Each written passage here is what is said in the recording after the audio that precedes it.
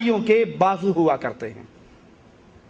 بھائیوں کی محبت اگر دیکھنی ہو تو اس عورت کے قصے پہ نظر دوڑاؤ جس کو حجاج بن یوسف گرفتار کر لیتا ہے، اس کے بھائی کو، اس کے بیٹے کو اور اس کے خامند کو، تینوں کو گرفتار کرتا ہے اور اس عورت سے کہتا ہے ان تین میں سے میں نے دو کو مار دینا ہے، ایک کو چھوڑنا ہے، اب تو بتا کس کو چھوڑوں۔ ایک خامند ہے، ایک بیٹا ہے اور ایک بھائی ہے، کیا خیال ہے کس کو چھڑوائے گی وہ؟ اس نے کہا میرے خامند کو مار دو، اگر تم میرے خامند کو مارتے ہو تو مار دو، کیوں؟ خامند مر جائے گا، میں عدت گزار کے نیا خامند کر لوں گی۔ میرے بیٹے کو بھی مار دو، والولد مولود، اگر بیٹا بھی مر گیا میرا خامند ہوگا، اللہ مجھے اور اولاد دے دے گا، لیکن میرے بھائی کو نہ مارنا کیونکہ میرا باپ بھی مر گیا ہے، میری ماں بھی مر گئی ہے، والاخ مفقود، میرا بھائی تو کوئی اور پیدا نہیں ہو سکتا۔ تو یہ پوچھتا ہے بھائی کی موت کے بارے میں کیا کہتے ہو؟ کہا ہاتھ کا کٹ جانا۔ کہا اچھا بیٹے کی موت کے بارے میں کیا کہتے ہو؟ تو کہتا ہے صدع فی الفؤاد، بیٹے کی موت انسان کے جگر میں ایسا خنجر ہے جس کا زخم کبھی نہیں بھرتا۔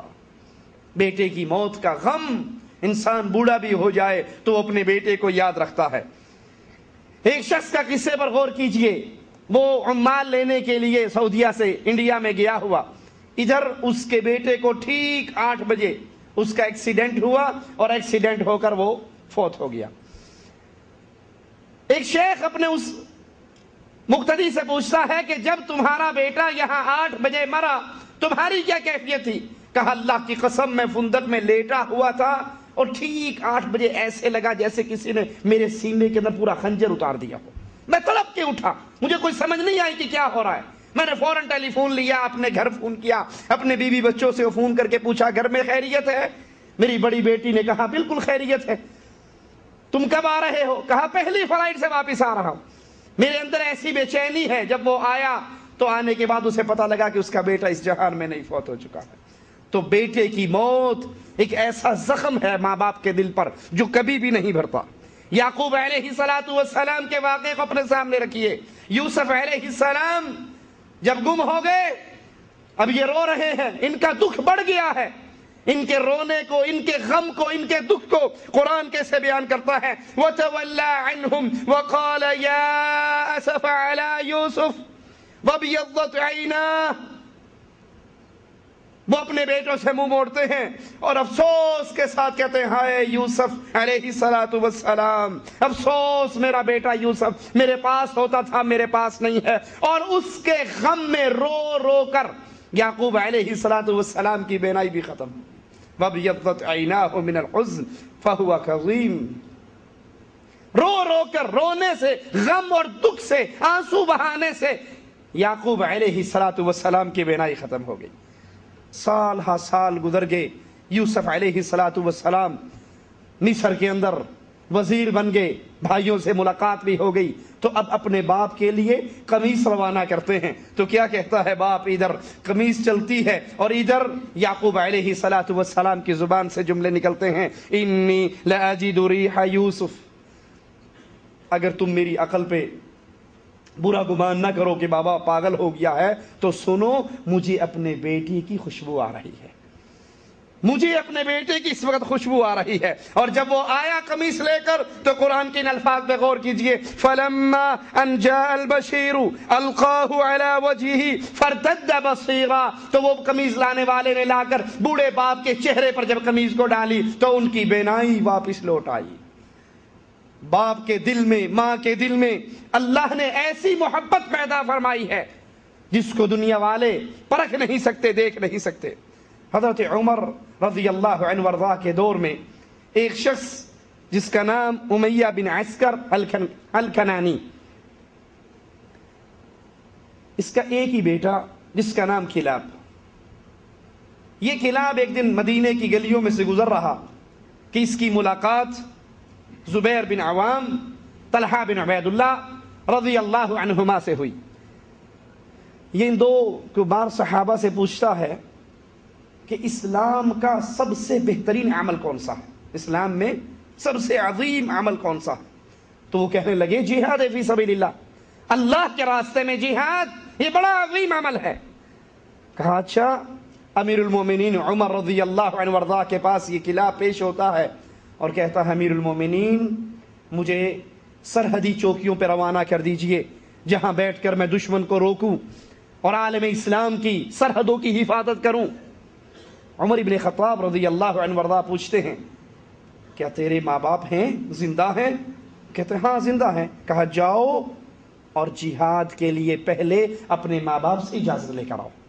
یہ گھر آتا ہے، بوڑھی ماں ہے، بوڑھا باپ ہے، اب یہ ان کے سامنے روتا ہے، سوال کرتا ہے، ان کے ماتھے کو چومتا ہے، ان کے ہاتھ کو چومتا ہے، منتیں سماجتیں کرتا ہے، ابو جان مجھے جانے دیجئے، امی جان مجھے جانے دیجئے، اور ان کو سنبھالنے والا اس کے علاوہ کوئی ہے بھی نہیں۔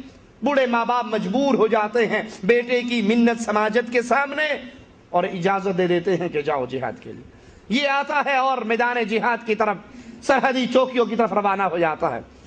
جب یہ روانہ ہو گیا، اب گھر میں بوڑھی ماں ہے، بوڑھا باپ ہے، ان کی دیکھ بھال کرنے والا کوئی نہیں۔ اب وہ بچے کی محبت، اس کا پیار ان دونوں پہ غالب آتا ہے اور اس غلبے کے اندر آ کر وہ اس کو یاد کر کے روتے ہیں، دکھ کا اظہار کرتے ہیں۔ امیہ ایک دن ایک درخت کے نیچے بیٹھا تو ایک فاختہ کو آتے ہوئے دیکھا جو آتی ہے، اپنے گھونسلے پر بیٹھتی ہے اور اپنے چھوٹے چھوٹے بچوں کے منہ کے اندر دانا ڈالتی، ان کو چوگا دیتی ہے، کھانا کھلاتی ہے۔ یہ سوچ کر اسے فوراً اپنا بیٹا یاد آیا۔ کہا میرا بیٹا ہوتا تھا میرے پاس، مجھے کھانا دیتا تھا، مجھے مسجد لے کر جاتا تھا، میری خدمت کرتا تھا، اور اس کا غم بڑھ گیا کہ یہ جانور اپنے بچوں کی پرورش کر رہا ہے جب وہ کمزور ہے۔ آج ہم کمزور ہوئے ہیں، ماں اور باپ، تو بیٹا ہمیں چھوڑ کر چلا گیا۔ غم بڑھتا ہے، روتا ہے، اور اس کو وہی مرض لگ جاتا ہے جو یعقوب علیہ السلام کو لگا تھا، یعنی رو رو کے اس کی بینائی بھی ختم ہو جاتی ہے۔ اب اس کا جی چاہتا ہے کہ اپنے بیٹے کے خلاف بد دعا کرے، لیکن دل ساتھ نہیں دیتا کہ اپنی اولاد کے خلاف کیسے بد دعا کروں۔ تو عمر ابن خطاب کے اوپر بد دعا کرتے ہوئے کچھ اشعار کہتا ہے کہ اے عمر ابن خطاب، آپ تو عادل ہیں، یہ آپ نے کیسا عدل کیا کہ بوڑھے ماں باپ کے اکلوتے بیٹے کو آپ نے جہاد پہ روانہ کر دیا۔ قیامت کے دن میں آپ سے اس کا سوال کروں گا۔ اس کے ایک ساتھی نے گزرتے ہوئے یہ اشعار سنے تو اس کو کہنے لگا کہ آؤ میں آپ کو لے کر جاتا ہوں، ایک جگہ پہ جانا ہے، اور لا کر عمر ابن خطاب رضی اللہ عنہ وارضاہ کی مجلس کے اندر بٹھا دیتا۔ اب اس نابینے کو، امیہ کو نہیں پتا میں کہاں بیٹھا ہوں، کس کی مجلس میں بیٹھا ہوں، اور وہ کہتا ہے امیہ کوئی اشعار تو سناؤ، کوئی اچھے شعر تو سناؤ۔ اس نے اپنے بچے کے بارے میں جو چند اشعار کہے تھے، بچے کی محبت غالب تھی، اس نے وہی اشعار پڑھے کہ عمر ابن خطاب عادل ہو، یہ کیسا عدل ہے کہ بوڑھے ماں باپ کے اکلوتے سہارے کو آپ نے میدان جہاد پہ بھیج دیا، میں قیامت کے دن آپ سے اس کا حساب لوں گا۔ عمر ابن خطاب نے کہا سبحان اللہ، یہ کون ہے؟ کہا یہ کلاب کا باپ ہے۔ کہا اور کلاب کہاں ہے؟ کہا اس کو آپ نے جہاد پہ بھیجا ہے۔ کہا کیا اس بوڑھے نے اپنے بیٹے کو جہاد پہ جانے کی اجازت نہیں دی تھی؟ کہا اس نے منتیں اتنی کی تھی کہ یہ مجبور ہو گیا تھا۔ عمر ابن خطاب فوراً آرڈر لکھواتے ہیں کہ اس کے بیٹے کو سفری گھوڑوں پہ، ڈاک کے گھوڑوں پہ واپس بھیجو۔ ڈاک کا گھوڑا ایسا گھوڑا ہوتا ہے جو کچھ میل کے فاصلے پر ان کی چوکیاں ہوتی ہیں، ایک گھوڑے